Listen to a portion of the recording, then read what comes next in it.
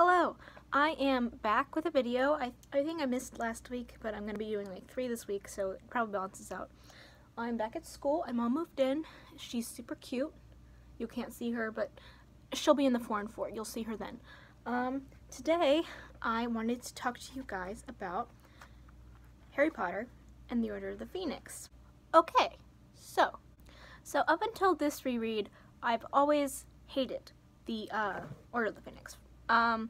I found Harry whiny. I found him unnecessarily angry and ragey and mean to all his friends.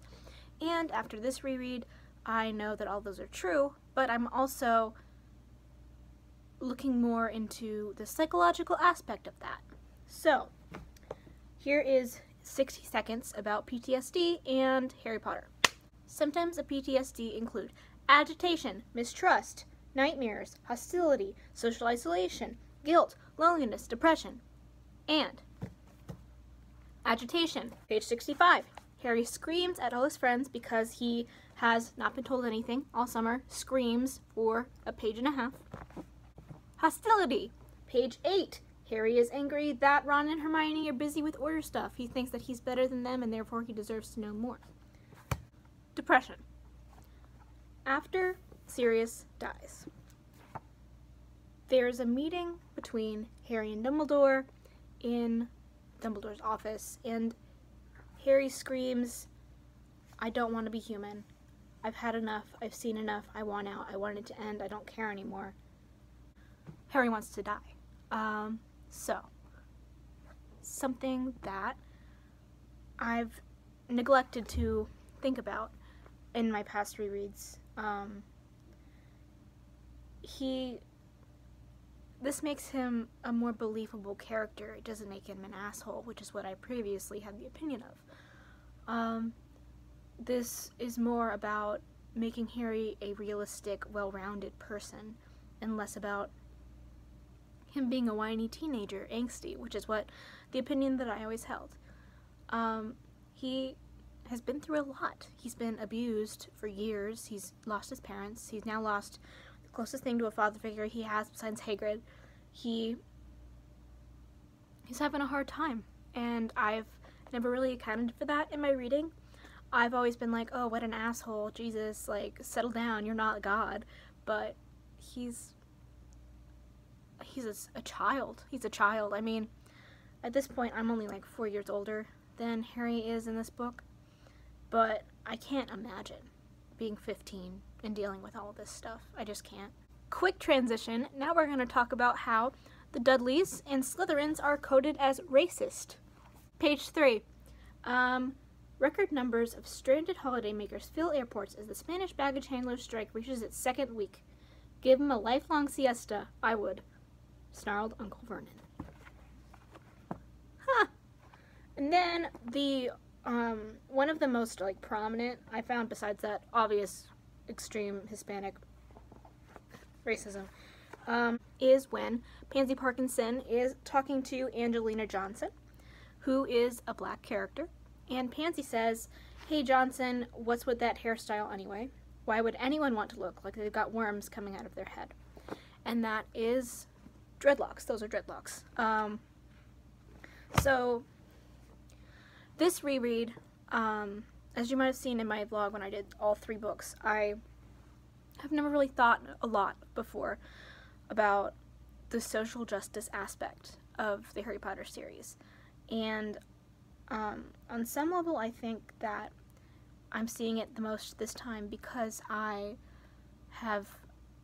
we've been living through this Trump era, and we've been seeing injustice everywhere. So seeing the fight for justice is a lot more applicable, a lot more visible for us. And I appreciate that reading a lot. I don't necessarily think that that's the way J.K. Rowling intended it to be.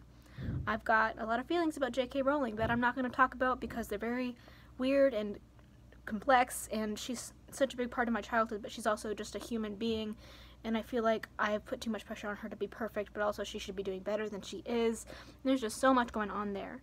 But, you know, there's a lot of social justice stuff in Harry Potter that I've never really truly looked at before, and I'm really enjoying that. in this reread. Now I'm just going to move on to the part of the review video where I just hop around to a bunch of different points and just shout them at you. Number 1, Kingsley Shacklebolt is the best name ever, albeit definitely a porno name or like a stripper name. Still badass, kick-ass, love it.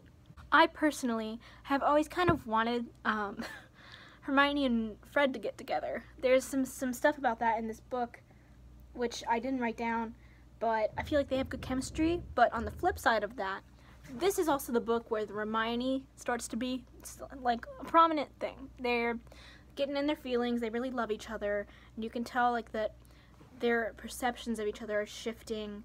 I think a lot of that has to do with Ron getting prefect. I think that really makes an impact on Hermione, and she starts to see him as someone who's not just like a goofy, irresponsible guy, but like someone who's not only her friend, but like an esteemed figure, I guess. And I think that really makes a switch in her head for her. She's like, wow, Ron is like Ron. And that's a thing that she's like finally realizing after they have all this tension for all these years. Plus, they just have so many hormones flying through their bodies. Like, what were they supposed to do? Also in this book is where my theory about Harry being a professor comes from. The way that he handles the Dumbledore's army scenes, he seems the happiest in all of them. He's so positive. He's so just like pleasant in a world where in this book he's really not normally that pleasant for most of this book. He even says on page 397 that Harry felt as though he were carrying some kind of talisman inside his chest over the following 2 weeks. A glowing secret that supported him through Umbridge's classes and made it possible for him to smile blandly as he looked into her horrible, bulging eyes. Whenever he was supposed to be reading Wilbert Slinkard's book during her lessons, he dwelled instead on satisfying memories of their most recent meetings, remembering how Neville had successfully disarmed Hermione, how Colin Creevey had mastered the impediment jinx after 3 meetings' hard effort, how Parvati Patil had produced such a good reductor curse that she had reduced the table carrying all the sneaky scopes to dust. He loves that people are like learning and succeeding. I know that a lot of his aspirations to be in order come because he has had to be like the front line in his youth for criminals. Like literally, the police do jack shit. He's like the wizard police. So he's like, it's only natural that I go into being a wizard police. But the Harry that I know he'd be a teacher. So that is all I have for this video. I will be talking to you later in the week about my August 4 and 4, my August wrap up. I read a lot of good books this month. I had a delightful time. And that's all I got. So, like, comment, subscribe, and I will see you soon. Bye.